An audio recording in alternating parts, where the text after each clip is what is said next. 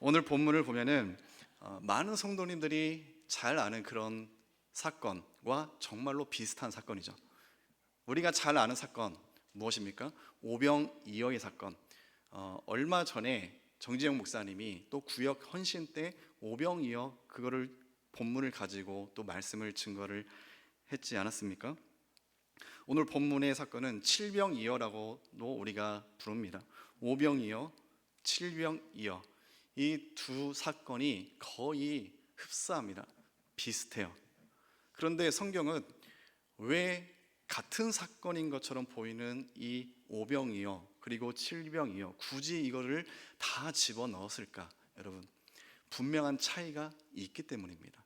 그 차이와 그 차이가 또 갖는 그 의미를 여러분들이 이 말씀을 통해서 잘 발견하시기를 바랍니다. 오늘 본문을 보면은 이제 줄인 자들이 있음을 성경은 우리에게 설명을 해 줍니다. 그 당시에 다 같이 며칠을 굶었습니다. 이렇게 말할 수는 없지만 지금 이 많은 무리들이 상당히 굶주려 있는 배가 고픈 상황임을 성경을 통해서 우리가 알 수 있어요. 여러분, 한 끼 굶으면 어떻게 됩니까? 뱃속에서 이제 소리가 나기 시작하죠. 그리고 하루 정도 굶으면은 여러분 어떻습니까? 온 세상에 먹을 것이 계속 보입니다. 피자 떠오르고 김밥, 떡볶이, 머릿속에 계속 일상이 힘들 정도로 계속 먹을 것이 생각이 나고, 뭐 저쪽에서 통닭이 날아다니고 뭐 치킨, 계속 그렇지 않습니까? 우리가 하루만 굶어도 그렇습니다. 그런데 며칠을 굶게 되면은 어땠을까요? 오늘 본문에서 기진하다라는 표현이 나오는데, 이제 종종 제가 그런 표현을 많이 할 거예요. 기진한 상태, 힘이 없는 상태, 그런 상태. 지금 그런 상태까지는 아닌 것으로 보아지지만 예수님께서는 지금 눈앞에 보이는 이 무리들이 지금 이 상태로 보내면은 가다가 기진할까 염려가 되었다. 성경은 그것을 설명해 주고 있습니다. 이 무리들을 바라보면서 굶주려서 또 어떤 강행군이 있을지 모르겠는데 그런 상황에서 지쳐있는 이 무리를 보면서 오늘 본문에서 예수님께서는 내가 무리를 불쌍히 여기노라, 불쌍히 여긴다라는 이런 표현을 하셨는데, 이것을 원문으로 단순하게 보면은 단장의 아픔, 창자가 끊어지는 그런 고통, 그것을 말합니다. 쉽게 말해서 지금 예수님은 계속해서 이 무리들과 함께 거하시면서 말씀을 설파하시고 또 시간을 보내시는데, 이제 이 무리들을 흩어서 보내셔야 되는데 이들이 걱정이 되는 거예요.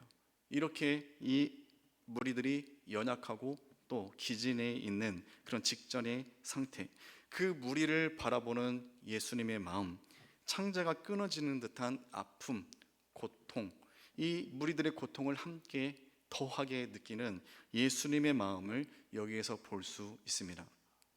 그런데 무리를 불쌍히 여기는 예수님의 이 마음은 애통의 마음이라고 볼 수 있고, 성경은 애통의 마음을 예수님을 통해서 보여주시지만 또 동시에 우리에게 요구하기도 합니다. 마태복음 5장 4절에 보면은 애통하는 자는 복이 있나니 그들이 위로를 받을 것이며, 쉽게 말해서 예수님의 이 마음을 우리에게 성경은 요구하고 있는 것을 볼 수 있습니다. 우리가 살아가면서 우리 주변에 다양한 사람들을 만납니다. 그 중에서는 잘 먹고 잘 살고 내가 부러울 정도로 잘 사는 사람들도 물론 있죠. 그런데 기진한 자들, 고된 삶 가운데에서 기진한 자들, 여러 심각한 관계 문제 가운데에서 기진한 자들, 힘과 기력이 다 소진되어서 일어날 시도조차도 하지 못하는 그런 기진이 되어서 위태한 그런 지체들이 우리 안에, 우리 주변에 있습니다. 그런데 그들을 바라볼 때 우리 마음 가운데 그들의 사정이지 나와 상관없는 일이지, 심지어 잘됐다, 나를 그렇게 힘들게 하더니 잘됐다, 이런 다양한 마음들을 우리는 얼마든지 품을 수 있어요. 그런데 그런 마음은 결코 하나님이 기뻐하시는 마음이 아닙니다. 하나님은 우리에게 예수님의 이 마음을 드러내 보여주시면서 동시에 우리 또한 예수님처럼 이 마음을 품기를 원하십니다.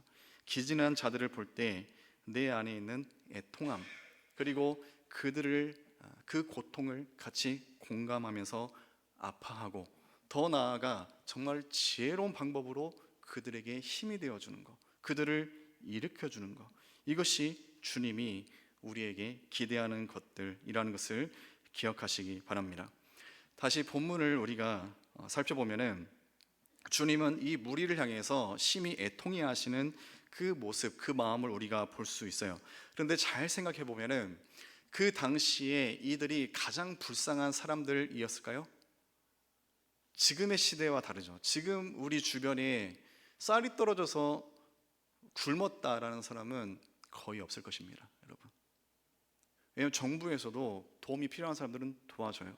저희는 정말 좋은 시대를 살아가고 있습니다. 이거 우리가 감사해야 돼요. 그런데 그 당시에 이처럼 줄인 자들이 있지만 그 당시에 이들이 가장 불쌍한 자들이었을까요? 이들보다 더 힘들고 더 고통에 빠져 있는 사람들, 그런 사람들이 얼마든지 더 있었을 것이에요.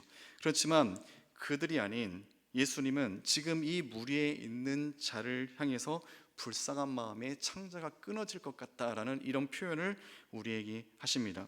그 이유가 무엇일까요? 지금은 주님은 단순히 지금 눈앞에 보인 그 무리의 기진한 상태, 보여지는 모습, 그 모습이 아니라 그 모습 너머에 있는 지금 이 자리에 있는 그들의 영혼의 상태를 보고 지금 예수님께서는 심히 고통스러워 하신다라는 것을 여러분들 깨달으시기 바랍니다. 아모스 8장 11절을 보면은 이런 말씀이 나옵니다. 주 여호와의 말씀이니라. 보라, 날이 이를지라 내가 기근을 땅에 보내리니 양식이 없어 주림이 아니요 물이 없어 가람이 아니요 여호와의 말씀을 듣지 못한 기갈이라. 아멘. 이게 아모스서에 나오는 하나님 아버지의 말씀입니다.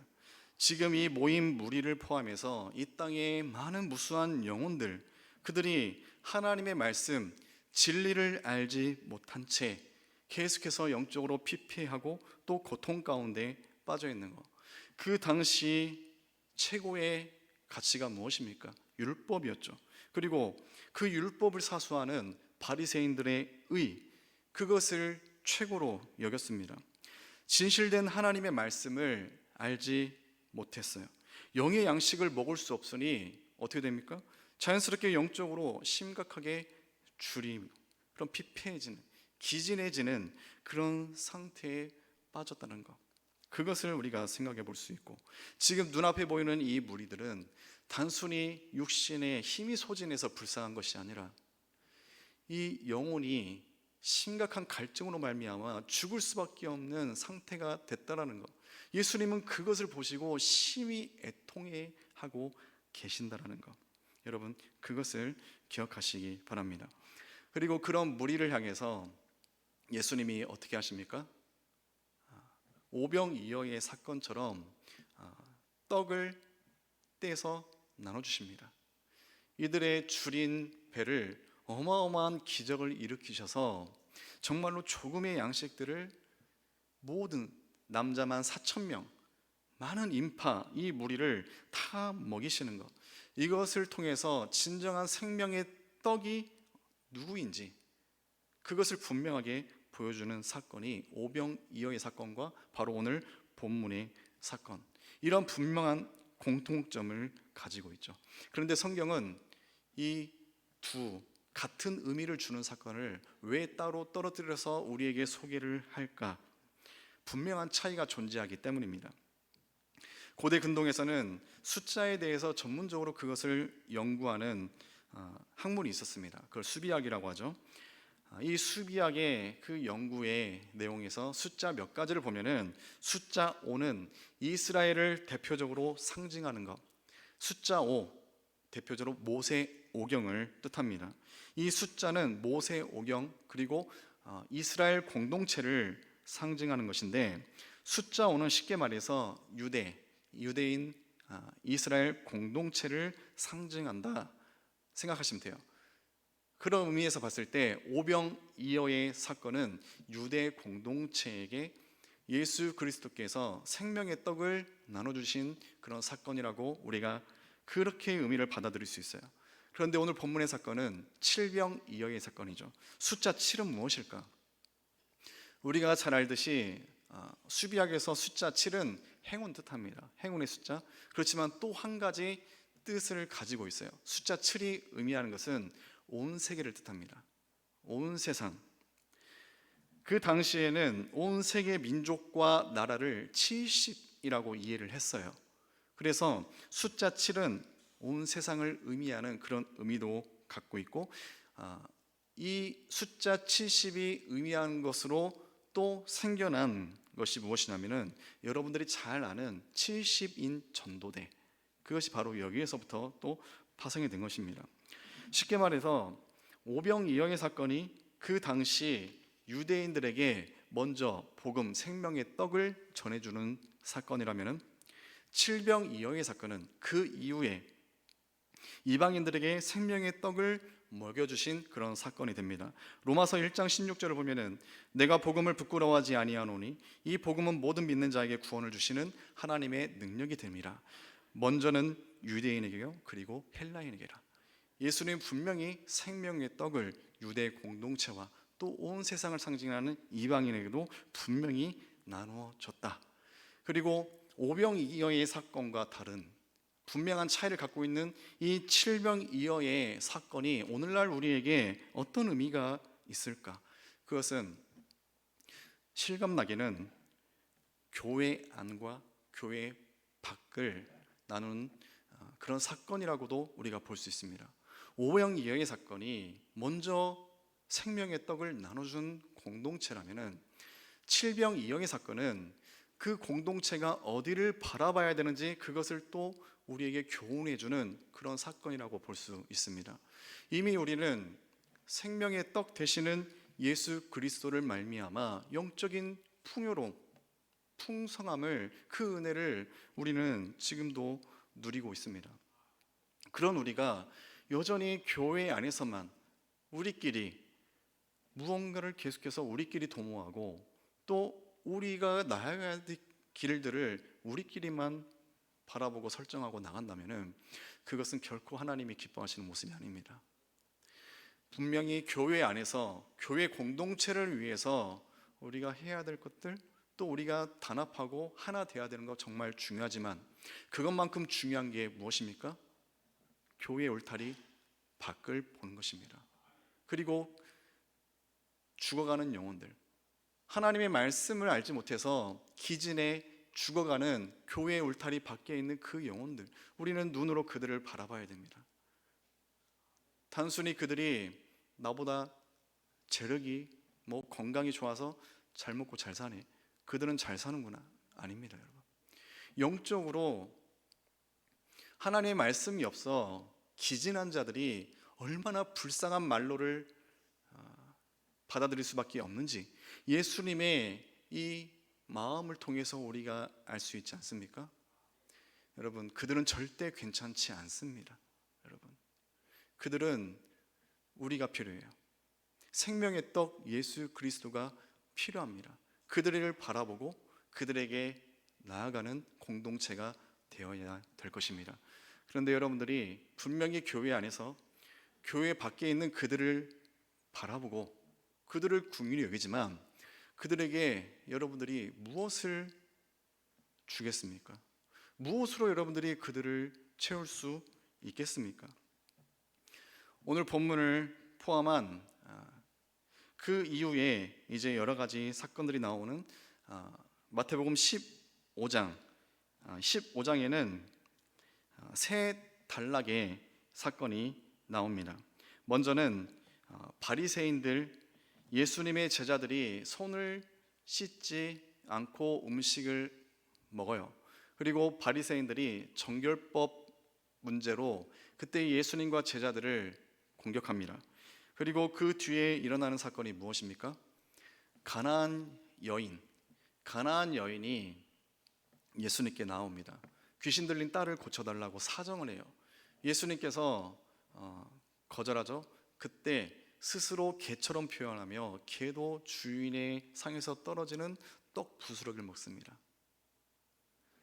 지금 정결법 논쟁에 대해서 공격할 때도 떡 문제, 이 이방 여인의 간청에서 또 예수님을 통해서 그 딸이 깨끗이 되었죠. 그때도 나왔던 등장했던 게 생명의 떡. 그리고 오늘 본문에서도 분명히 보여줍니다. 진정한 생명의 떡이 누구인지. 그 당시 사람들이 믿는 것이 무엇이었습니까? 생명이 어디 있다고 그들이 여겼습니까? 율법에 있다. 그리고 그 율법을 목숨처럼 사수하는 바리새인들의 의, 이것으로 인해서 생명을 얻는다고 그 사람들이 믿었어요. 그래서 예수님을, 그 제자들을 대적하고 공격하고 거부하나. 그러나 정작 이 성경에서 실제적인 삶에서 입증은 누가 합니까? 바리새인들이, 그 의가, 율법이 그때 보여줬던 게 뭐예요? 없어요. 그렇지만 심지어 이방 여인들조차도 예수님께 나와서 생명의 떡을 얻고 그 딸아이가, 그 어린 자녀가 깨끗함을 받습니다. 오늘 본문에서도 주린 영혼들에게 진정 이들을 배불리하고 이들을 부욕케 하신 분이 누구입니까? 율법입니까? 바리새인의 의입니까? 아니요. 하나님께서 보내신 독생자 아들 예수 그리스도, 생명의 떡으로 이 땅에 오신 예수 그리스도, 그 떡으로 말미암아 이들이 진정한 생명을 얻고 부유함을 얻게 된 거 우리가 성경을 통해서 분명하게 확신할 수 있습니다. 여러분들이 교회의 울타리를 넘어서 세상 밖을 바라보고 그들을 불쌍히 여겨 그들에게 다가가서 여러분들이 무엇을 그들에게 주고 그들에게 먹이게 하시겠습니까? 다른 건 없습니다. 오직 예수 그리스도, 생명의 떡, 이것만이 그들을 구원할 수 있고 그들을 부유하고 풍요하게 할 수 있다는 사실을 여러분들 기억하시고, 이미 나에게 있는 예수 그리스도의 그 생명의 떡이 얼마나 놀랍고 귀한 것인지 그걸 다시 한번 깨닫고 그 생명의 떡을 계속해서 나누는 삶을 살아가는 여러분 되시기를 주님의 이름으로 간절히 소망합니다.